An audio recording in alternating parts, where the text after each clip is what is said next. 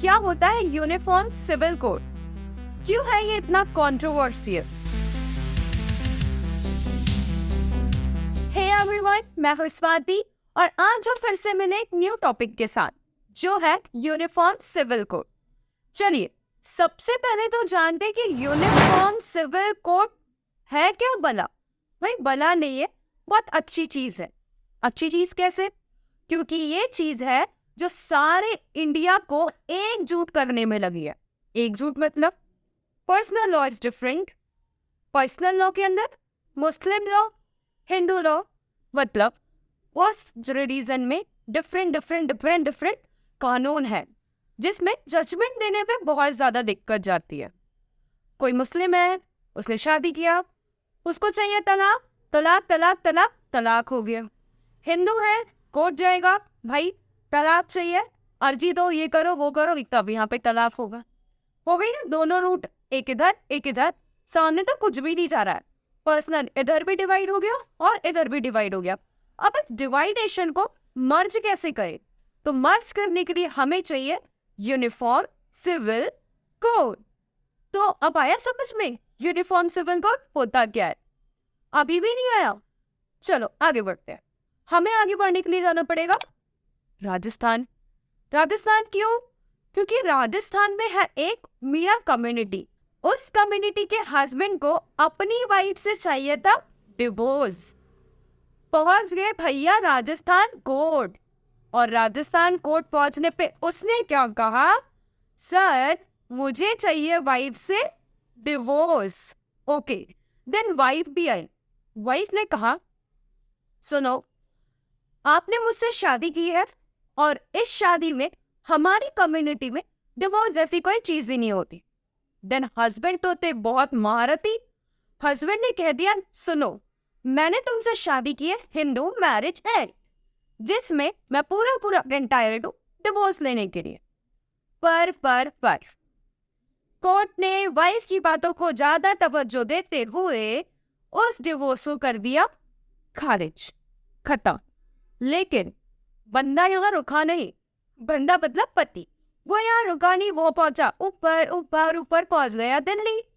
दिल्ली पहुंचने पे उसने बोला कि सर मुझे अपनी वाइफ से डिवोर्स चाहिए, मैं मीणा कम्युनिटी का हूँ, ये वो उसे सब बोल दिया।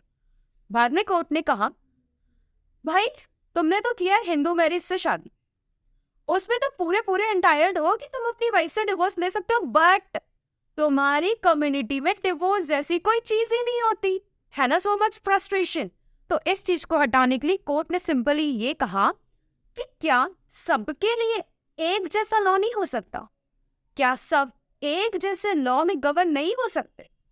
ओके, मीणा कम्युनिटी को हम रखते हैं यमा। अब आते हैं शाहबानो केस में, जो था एक मुस्लिम लेडी जिसके हस्बैंड ने उसको बोला तलाक तलाक तलाक, हो गया तलाक। वो जो शाहबानो थी, शी इज 60 ईयर ओल्ड, 5 बच्चे भी थे। उसके बाद भी हस्बैंड ने इतनी एज में आके अपनी वाइफ को दे दिया डिवोर्स। मैडम पहुंच गई कोर्ट। कोर्ट क्यों पहुंची? चाहिए था मेंटेनेंस, ऑब्वियस सी बात है, आगे की जिंदगी बिताने के लिए चाहिए होता है ना, वही चाहिए था उनको। बट इसमें भी क्या हुआ?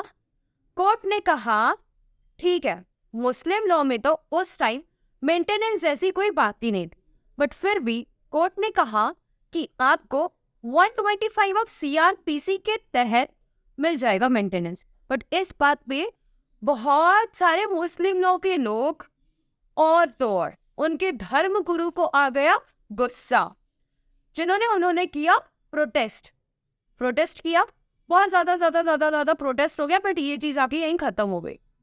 अब बात करते हैं 2017 में शायरा बानो केस, जिसमें क्या हुआ था कि उसके हस्बैंड ने बोला सुनो, चाहिए मुझे तुमसे भी तलाक, और तलाक कैसा? तलाक तलाक तलाक, मतलब तलाक तलाक तलाक, हो गया ट्रिपल तलाक। ट्रिपल तलाक कैसे? तलाक तलाक तलाक, इट्स कॉल्ड ट्रिपल तलाक। यहाँ पर इस बात पे कोर्ट ने तो साफ ट्रिपल तलाक को खत्म ही कर दिया। चलिए, अब ये अच्छा हुआ या बुरा ये मैं नहीं कह सकती, ये हुआ ट्रिपल तलाक खत्म। उसके बाद हम बात करते हैं directive principle of state policy के आर्टिकल 44 की। जो ये भी कहता है कि अगर सबके लिए एक जैसा लॉ होगा तो एक जैसा क्या होगा? ऑब्वियसली बात है, जस्टिस होगा। एक जैसा एक्ट होगा तो एक जैसा क्या होगा? ऑब्वियसली बात है, जस्टिस होगा। अगर सब कुछ एक जैसा होगा तो फिर क्या होगा? यार ऑब्वियसली बात है ब्रो, इक्वालिटी होगी। इक्वालिटी आ गई। ये था अपना पूरा यूनिफॉर्म सिविल कोड। आया समझ में? नहीं आया तो स्टार्टिंग में जाइए, यहां तक देखिए, फिर आगे और सुनिए। यूनिफॉर्म सिविल कोड आपके अकॉर्डिंग आप बताइए, आना चाहिए या नहीं? और आना चाहिए तो क्यों आना चाहिए?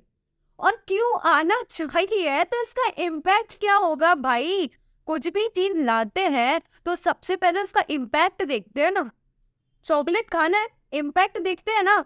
यार अगर टीथ खराब हो गए तो पढ़ाई करना, एग्जाम चल रहे हैं, अगर पढ़ लिए तो इम्पैक्ट क्या होगा? रिजल्ट अच्छा आ जाएगा, शायद टॉप भी कर लोगे, और नहीं पढ़ा तो शायद टॉप से सीधे।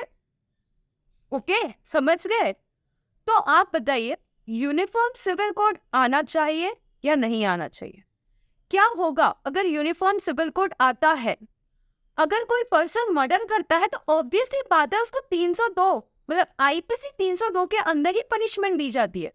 बट अगर किसी को शादी करना है अंडर मुस्लिम लॉ तो भाई वो शादी कर सकता है, मतलब 4 शादियां कर सकता है अपनी वाइफ को बिना डिवोर्स दिए। और वही हिंदू लॉ में अगर किसी को शादी करना है तो वो अपनी वाइफ को जब तक डिवोर्स नहीं दे देता वो दूसरी शादी नहीं कर सकता। यहाँ और यहाँ दोनों में है ना डिफरेंस। अगर डिफरेंस में ही कंट्री चलेगी तो इक्वालिटी कैसे आएगी? और इक्वालिटी नहीं आएगी तो जस्टिस कैसे मिलेगा? लोग प्रोटेस्ट करते हैं जस्टिस चाहिए, जस्टिस चाहिए, जस्टिस चाहिए। अगर जस्टिस चाहिए तो इक्वालिटी इक्वालिटी इक्वालिटी ये भी तो चाहिए। और अगर ये सारी चीजें चाहिए तो यूनिफॉर्म सिविल कोड आना चाहिए या नहीं? तो मुझे आप बताएंगे। देते हैं इस सेशन को यहीं पर और मिलते हैं नेक्स्ट वीडियो में। अगर मेरा वीडियो इन्फॉर्मेटिव लगा तो please like, share and subscribe करना ना भूलें। Thank you so much. Bye bye.